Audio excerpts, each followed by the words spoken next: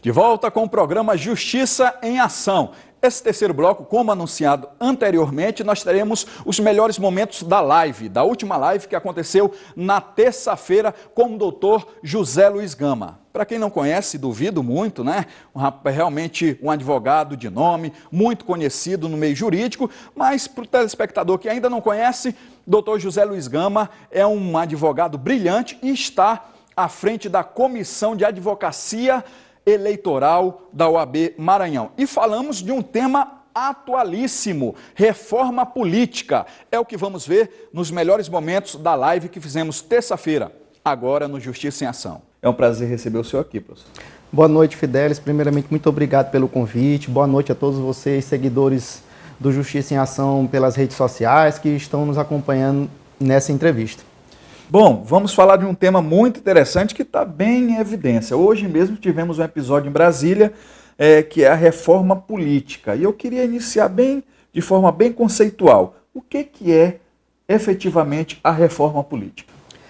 Vivemos um momento de transição no Brasil. Transição da cultura da participação popular, um momento de transição no que diz respeito à legitimidade dos nossos representantes, e uma visão da sociedade como um todo no que diz respeito à política. O Congresso está seguindo essa mudança, está seguindo essa transição e está pautando algumas teses, alguns assuntos, alguns temas, para que possa ter a transformação da representatividade do cidadão, seja no Congresso, seja nas casas legislativas, executivas ou mesmo no judiciário. Dentro dessa mudança, talvez tenha mudanças também na representação dos tribunais superiores. Então, a reforma política, ela perpassa por todos os cargos de representação do poder dentro da nossa democracia. Esse ponto, financiamento, seria realmente o principal interesse dos políticos? Eu vejo esse o grande foco da reforma política. A existência ou não desse fundo. Como dito, são alguns bilhões de reais, né? Porque os partidos hoje estão tendo muita dificuldade, após a decisão do STF de proibir a doação de recursos por empresas, e essa relação não muito republicana entre pessoas jurídicas e partidos políticos e candidatos, que caracterizou a democracia brasileira nos últimos tempos, nas últimas décadas, acabou por gerar transitoriamente um contexto atual de apreensão por parte da população. Será que é válido ou não é válido uma empresa doar para um candidato? Então, acabou por esvaziar financeiramente os partidos e os candidatos, porque se as empresas não doarem e o cidadão não doar, porque o cidadão já não doa por falta de cultura na relação entre partidos e candidatos, e às vezes por falta de recursos mesmo, porque grande parte da população não tem recurso para destinar parte do seu orçamento familiar para fazer uma doação para partidos e candidatos, né? Então, esse vai ser o grande tema, a existência ou não desse fundo. Mas eu noto que ele vai ter, só não se sabe ainda o montante. Bom, o senhor falou em alguns pontos. Quais são os principais pontos que nós temos? Eu elenquei alguns aqui, né? O primeiro logo é esse fundo. O segundo que eu coloquei aqui foi a doação, né? A doação de campanha. Hoje, você como cidadão, para fazer uma doação para uma campanha, você pode doar até 10% da sua receita bruta no exercício fiscal anterior. Para a reforma, esses 10% serão mantidos para pessoas físicas, né? Mas com um limite de 10 salários mínimos, ou 10 mil reais, ainda não está bem definido, porque tudo são propostas, né? São projetos. Então, se colocou lá no texto 10 mil reais ou 10 salários mínimos, né? Então, vai ter esse limite em relação à doação, às candidaturas, e um limite para o próprio candidato, porque hoje o candidato ele pode se autofinanciar. Um candidato que tem recursos financeiros, ele pode financiar 100% de sua campanha. Ele pode destinar 100% dos seus recursos, desde que não ultrapasse o limite de gastos da prestação de contas, né? Com a reforma política, existe a proposta de que o candidato não vai poder ultrapassar 5% do seu patrimônio para doar para a sua campanha. Então, um candidato rico, ele não vai poder doar todo o seu recurso, respeitando o limite de gasto da prestação de contas, como faz na campanha, faziam nas campanhas até hoje. A pessoa colocava, eu tenho 500 mil reais em espécie dentro de casa, e alguns candidatos têm 400 mil reais, 200 mil reais em espécie, e colocava lá na prestação de contas de campanha, tenho tantos mil e vou gastar isso na campanha. Recursos próprios, eu quero gastar na minha campanha. E agora não, ele só vai poder gastar até 5% dos seus recursos próprios. Isso é uma tentativa de dar um teto nos gastos, tentar baratear as campanhas, tentar minimizar os efeitos do poder econômico sobre as campanhas. Nivelar. Né? Nivelar é para que ocorra o debate de ideias, não o debate de recursos, né?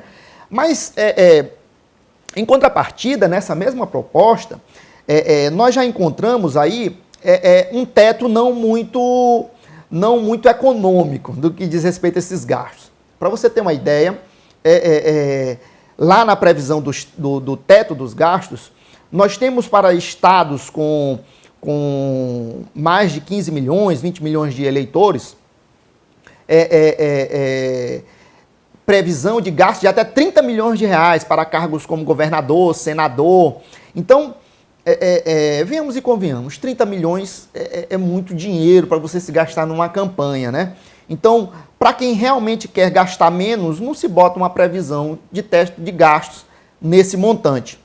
Mas o mais importante é que a reforma já coloca em debate esse limite. Então, eu creio que as próximas campanhas serão mais baratas e vai ter mais disputa de ideias do que de recursos. É verdade. Bom, e temos o fim também das coligações nas eleições proporcionais, é isso? Sim. Existe um entendimento hoje de que a coligação é feita na proporcional, a coligação é feita na majoritária, mas na prática, na majoritária, a coligação fica com os partidos compondo a base do governo, chamada base do governo, mas na proporcional, os eleitos, eles não ficam na mesma coligação, eles não votam junto, não mantêm essa coligação durante o exercício do mandato. Então a coligação é feita para a campanha, feito aquele quociente eleitoral, feito 1, 2, 3 vagas, aquela coligação, eles não mantêm a coligação no exercício do mandato. Então a ideia do projeto de reforma aqui, que pela leitura que se faz, é que eles estão querendo acabar com as coligações, mas não acabar com essa união. O que é? Se o partido fez a coligação, deve manter a coligação no exercício do mandato com uma espécie de federação, que seria a criação do conceito de federação. Mas alguns partidos não concordam, porque acham que seria uma vedação ao exercício próprio partidário, né? E sim uma desistência da sua própria ideologia partidária. Outros falam que deveria acabar com a coligação como um todo. Você concorre do seu partido nas eleições proporcionais e mantém-se tão somente na majoritária. Mas realmente não tem consenso aí para ser votado isso.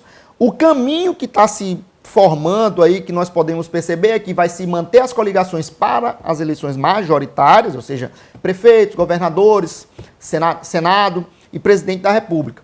Mas para as eleições proporcionais, tende-se ao término dessas coligações. Tende-se ao término das coligações, mas ainda não tem consenso, né? Ainda em relação a essa participação das coligações ou não, o eleitor ficar perdido, né? Está votando em quem, né? Continua votando no eleitor ou vota no partido? Aí entra o debate do voto distrital, né? Do voto distrital. O voto distrital em cidades com muitos eleitores, o limite ou o marco de número de eleitores que se utiliza o legislador é em torno de 200 mil eleitores, né? Para poder aplicar ou não o voto distrital. Você colocar candidatos por regiões ou micro-regiões na cidade. Digamos, São Luís, 1 milhão de habitantes, 600 e poucos mil eleitores de votos válidos. Então, você coloca algumas micro-regiões, seriam os distritos, né? E as pessoas candidatariam por esses distritos. Isso aí é um voto distrital puro, né? Só que a proposta, ela não traz isso, ela traz um voto distrital misto. Metade das vagas seriam preenchidas pela votação direta. Você vota no candidato e aquele que tiver mais votos vai ser eleito. E a outra metade das vagas você votaria numa lista fechada.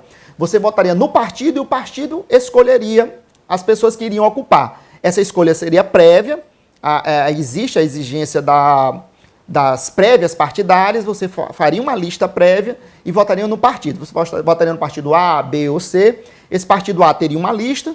Se ele fez 2 vagas, o primeiro e o segundo vai ocupar a vaga no legislativo, né? O partido B fez 1 vaga, só o primeiro colocado ocuparia. Isso daria uma participação direta do eleitor em relação aos distritos, mas em relação à lista fechada, realmente eu não vejo com bons olhos, sobretudo como se dá a administração dos partidos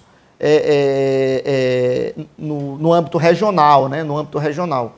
Mas, enfim, está sendo debatido, eu acho que a população vai discutir de forma mais ampla isso e não sei se cabe a ser aprovada essa parte ou vai ser uma regra de transição com aplicação em 2018, 2020, 2022 até 2030, com regras de transição, né? A previsão da proposta. Mas ainda nesse assunto de participação do eleitor, nós temos o recall. O recall, ele é uma ideia de que se o eleitor colocou, ele pode tirar, né? Mas fica complicado para o proporcional. Você tirar o deputado ou o vereador de forma proporcional, o eleitor que não votou nele, né? Para poder tirar. Então, se aplicaria nos cargos majoritários. Quem foi eleito teria uma proposta do eleitor de revogação ou reprogramação ou recall daquele candidato. Se fosse nos 3 primeiros anos do mandato, eleição direta. No último ano, eleição indireta. Perfeito. Bom, quero agradecer ao doutor Zé Luiz Gama pela entrevista aqui nas nossas redes sociais, no Facebook, no Instagram. E os melhores momentos, sábado, a partir das 12h30, na TV Guará. E eu quero pedir que o senhor deixe as suas considerações finais. Primeiramente, muito obrigado pelo convite, estar aqui. Foi um prazer enorme. Tanto o escritório está à disposição do Programa de Justiça e Ação para dúvidas no que diz respeito a assuntos gerais do direito, bem como a OAB, na Comissão de Direito Eleitoral da OAB, também está à disposição do programa para tirar dúvidas e questionamentos da sociedade em geral. Gostaria de deixar um abraço, um beijo para todos os alunos, um beijo no coração de cada um de vocês que estão aí assistindo, acompanhando a gente nas redes sociais. Vai ter aula essa semana, então, por favor, não faltem. E gostaria também de deixar o convite aqui. Você, cidadão, você, cidadã, venha contribuir, a sua voz será ouvida, a sua voz será registrada. Vamos pressionar o Congresso para fazer leis que nos representem, fazer leis que nos amparem e não leis que apenas nos dê ônus, como, por exemplo, um fundo desse que, no momento de grande crise econômica que o país passa, e criar um fundo de proporções colossais, né? Muito obrigado, boa noite para vocês. Quero agradecer ao doutor José Luiz Gama por ter nos recebido em seu escritório, seu mega escritório, diga-se de passagem, e quero agradecer verdadeiramente. Foi meu professor na faculdade, acho que filosofia jurídica ou antropologia jurídica, algo assim, e é uma pessoa fenomenal, prontamente nos recebeu com muito conforto e carinho em seu escritório. Doutor José Luiz Gama, muito obrigado pela entrevista. Vou de intervalo e na volta tem doutor Diego Sá. Quero lembrar agora nesse terceiro bloco que a entrevista do próximo bloco, na verdade a participação do doutor Diego Sá no quadro Justiça e Trabalho já foi gravada, porque o doutor Diego está viajando, ele é presidente da CAAMA, da Caixa de Assistência da OAB aqui seccional Maranhão, e em virtude desse trabalho, dessa atividade, não pôde estar junto conosco hoje no sábado. Então, próximo bloco, reprise de algum programa que ficou legal e de preferência, viu? Vamos colocar com o tema reforma trabalhista, que também está em evidência. Então, vou de intervalo e na volta tem uma réplica do que já fizemos aí com o doutor Diego Sá aqui no programa Justiça em Ação. Daqui a pouquinho eu volto.